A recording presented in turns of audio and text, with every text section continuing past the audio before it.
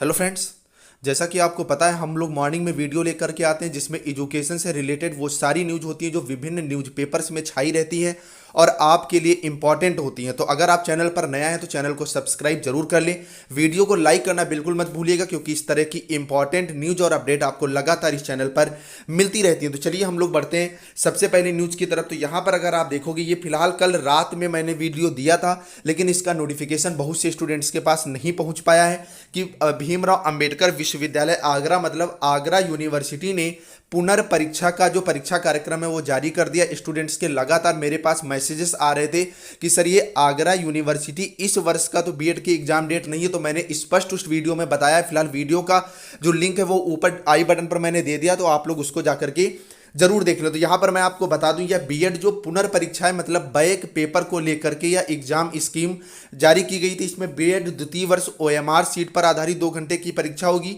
और बीएड प्रथम वर्ष की जो परीक्षा है वो जैसी पहली परीक्षा प्रणाली चल रही थी उसी के आधार पर यहाँ पर लिखित परीक्षा होगी। परीक्षा जो है वो 2 तारीख से शुरू होंगी और 2 तारीख से शुरू होकर के ये आपकी 8 सितंबर तक आपके एग्जाम चलेंगे। बाकी 2 एग्जाम और हैं जो कि आपके आगे अगली तिथियों में करवाए जाएंगे। तो इसका जो ये पीडीएफ है ये मैंने डाल दिया टेलीग्राम ग्रुप पर, तो वहां से आप ले सकते हैं। और मैं स्पष्ट बता दूं कि ये इस सत्र का परीक्षा कार्यक्रम नहीं है, ये केवल बैक परीक्षा का परीक्षा कार्यक्रम जो है वो दिया गया है। तो आप लोग बिल्कुल डाउट में ना रहे। अब हम लोग नेक्स्ट बढ़ते हैं पीटी परीक्षा को लेकर के। जो मैं आगे बढ़ने से पहले मैं आपको बता दूं जैसा कि आप सबको पता है टेट और सुपर टेट का एग्जाम दिसंबर जनवरी में होना है। ऐसे में आपकी तैयारी को मजबूती देने के लिए चक्षु प्रकाशन की संपूर्ण गाइड मार्केट में लॉन्च हो चुकी है।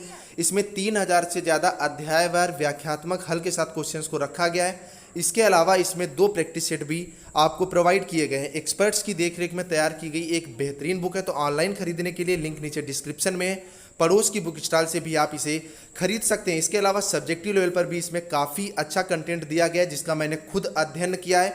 ये आपकी तैयारी को 100% करने में पूरी तरह से सक्षम है। तो आप लोग देरी ना करें, बुक को अभी खरीदें। इसके अलावा चक्षु प्रकाशन की और भी सब्जेक्टिव बुक्स और प्रैक्टिस सेट मार्केट में अवेलेबल हैं जो आपकी तैयारी को काफ़ी ज़्यादा मजबूती देंगे। तो आप लोग इन्हें भी खरीद सकते हैं।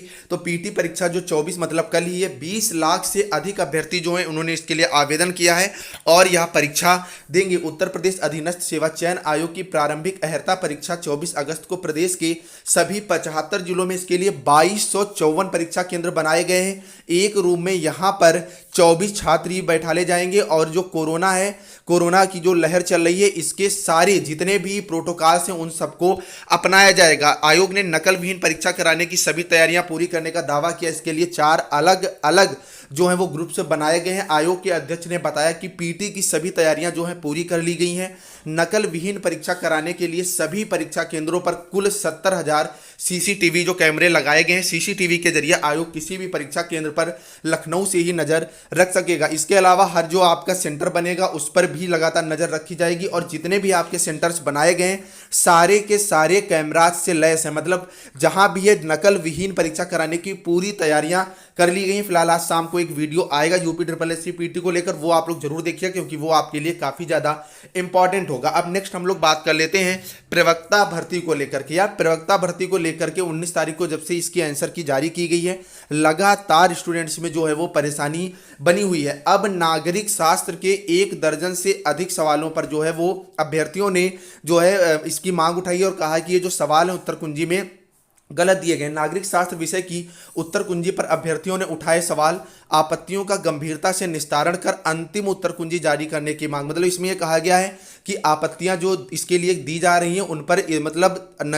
उनको अच्छे से देखा जाए और उसका निस्तारण कर अंतिम जो है वो उत्तर कुंजी जो है जारी की जाए। यहाँ पर आप अगर देखोगे तो सारे के सारे सवाल को भी बताया गया है, 1 दर्जन लगभग सवाल है। क्या है पूरी न्यूज हम लोग जानेंगे। माध्यमिक शिक्षा सेवा चयन बोर्ड की ओर से आपातकालीन अशासकीय विद्यालयों में प्रवक्ता नागरिक शास्त्र के पदों पर भर्ती के लिए आयोजित लिखित परीक्षा के 1 दर्जन सवालों पर अभ्यर्थियों ने जो है आपत्ति दाखिल की है। अभ्यर्थियों का दावा है कि बोर्ड की ओर से जारी उत्तर कुंजी में राजनीति विज्ञान से जुड़े तकरीबन 1 दर्जन सवालों के गलत जवाब दिए गए हैं। इससे मेरिट प्रभावित होगी और जो योग्य अभ्यर्थियों को चयन से वंचित होना पड़ सकता है क्योंकि इसमें उन सवालों को सही माना गया है जो सही नहीं है वास्तविकता में, और जो वास्तविकता में सही है उन्हें उत्तर कुंजी में गलत दिखाया गया है। सवाल की संख्या जो आपकी बुकलेट सीरीज ए है उसके माध्यम से यहाँ पर दी गई, तो आप लोग देख सकते हैं अगर आप ये परीक्षा देकर के आए हैं। तो नेक्स्ट हम लोग बात कर लेते हैं तीसरी लहर जो कि कोरोना की है।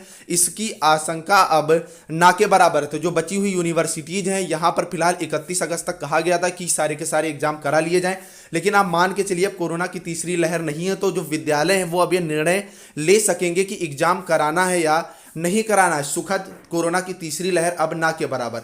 कोरोना का कहर झेल रहे देश के लोगों के लिए राहत भरी खबर है। कानपुर आईआईटी के वरिष्ठ वैज्ञानिक पद्मश्री प्रोफेसर मणिन्द्र अग्रवाल ने दावा किया है कि संक्रमण की तीसरी लहर की आशंका अब ना के बराबर है। इसकी मुख्य वजह बड़ी संख्या में टीकाकरण होना बताया गया है। फिलहाल ये कहा जा रहा था कि जो कोरोना की तीसरी लहर है वो अगस्त में आ रही है। अगस्त में जो कोरोना की तीसरी लहर नहीं आई, अब इसे अक्टूबर में दावा किया जा रहा था। फिलहाल ये एक अच्छी खबर है कि कोरोना की तीसरी लहर की जो आशंका है अब वो ना के बराबर है। इसके मुताबिक जो संक्रमण है लगातार कम होगा। वहीं यूपी, बिहार, दिल्ली जैसे राज्य इससे लगभग मुक्ति की ओर हैं और बड़े स्तर पर जो टीकाकरण कराया गया है इससे क्या है कि अब कोरोना की तीसरी लहर की जो मार है वो काफी ज्यादा कम हो सकती है। यहां पर अगर आप देखोगे पहले ही किया था दावा, तीसरी लहर की आशंका को लेकर वैज्ञानिक अलग अलग दावे कर रहे थे। प्रोफेसर अग्रवाल दूसरी लहर के बाद मई से ही कह रहे थे कि तीसरी लहर प्रभावी नहीं होगी या दूसरी से काफी कमजोर होगी। टीकाकरण ठीक से हुआ और लोगों ने प्रोटोकॉल का पालन किया तो यह ना के बराबर होगी और अब इसके जो परिणाम है वो पॉजिटिव ही दिखाई पड़ रहे हैं। तो ये एक अच्छी खबर है। नेक्स्ट हम लोग बात कर लेते हैं, फिलहाल ये मैंने टैग में नहीं दिया, आप लोग देख लें। आरओ के संदिग्ध चयनित सीबीआई मुख्यालय में तलब, ओएमआर सीट बदलने, टाइप टेस्ट में अनुचित लाभ पहुंचाने की शिकायत। आरओ एग्जाम 2014 में जो हुआ था उसको लेकर के यहां पर ओएमआर सीट बदलने की, इसके अलावा बहुत से ऐसे छात्र थे जिनके पास ओ लेवल का जो सर्टिफिकेट है नहीं था, फिर भी उन्हें जो है चयनित किया गया था। तो इसको लेकर के जो इसके संदिग्ध हैं परीक्षा से जुड़े हुए छात्र के साथ जो अध्यापक भी, तो उनको सीबीआई ने मुख्यालय में तलब किया गया है। क्या है न्यूज जरूर देखिए आप लोग, क्योंकि आगे ये आरओ की जो परीक्षा है काफी ज्यादा संशयपूर्ण रही है। यही हाल 16 वाले में भी रहा था। सीबीआई ने समीक्षा अधिकारी आरओ 2014 में हुई धांधली की शिकायत को लेकर चयनित अभ्यर्थियों को पूछताछ के लिए जो नोटिस है वो जारी किया है। सीबीआई ने अभ्यर्थियों को दिल्ली स्थित मुख्यालय में तलब किया है और कुछ अभ्यर्थियों से पूछताछ भी की जा चुकी है। इसके साथ ही टाइप टेस्ट की कॉपियां जांचने वाले भी सीबीआई के निशाने पर है और उनसे जो है पूछताछ की जा रही है। अपर निजी सचिव एपीएस भर्ती 2010 के मामले में पूर्व परीक्षा नियंत्रक आयोग के अज्ञात कर्मचारियों, अफसरों एवं बाहरी अज्ञात लोगों के खिलाफ मुकदमा दर्ज करने के बाद सीबीआई के निशाने पर अब आरओ भर्ती 2016 संदिग्ध चयनित अभ्यर्थी है। मतलब 14 के साथ यहां पर 16 के भी अभ्यर्थी अब संदिग्ध दिखाए जा रहे हैं, क्योंकि आरओ परीक्षा 16 वाले का भी इसी वजह से रिजल्ट जो है वो काफी दिन टाला गया। यहां पर अगर आप देखेंगे तो ओएमआर सीट बदलने के साथ साथ ओ लेवल सर्टिफिकेट भी मांगे गए थे और उस ओ लेवल सर्टिफिकेट की जगह दूसरे प्रमाण पत्र यहां पर स्वीकार कर लिए गए थे। 2014 की परीक्षा में काफी ज्यादा धांधली हुई है, फिलहाल सीबीआई की नजर में है। तो इस पर एक पॉजिटिव जो परिणाम है वो देखने को यहां पर मिलेगा और 16 वाले भी संदिग्ध हैं तो इन पर भी कुछ ना कुछ कार्रवाई जो है करके कुछ पॉजिटिव परिणाम निकलेगा। तो आई थिंक आज की सारी न्यूज आपको समझ में आ गई होंगी। कल मिलते हैं हम लोग नेक्स्ट वीडियो के साथ, तब तक के लिए बाय बाय।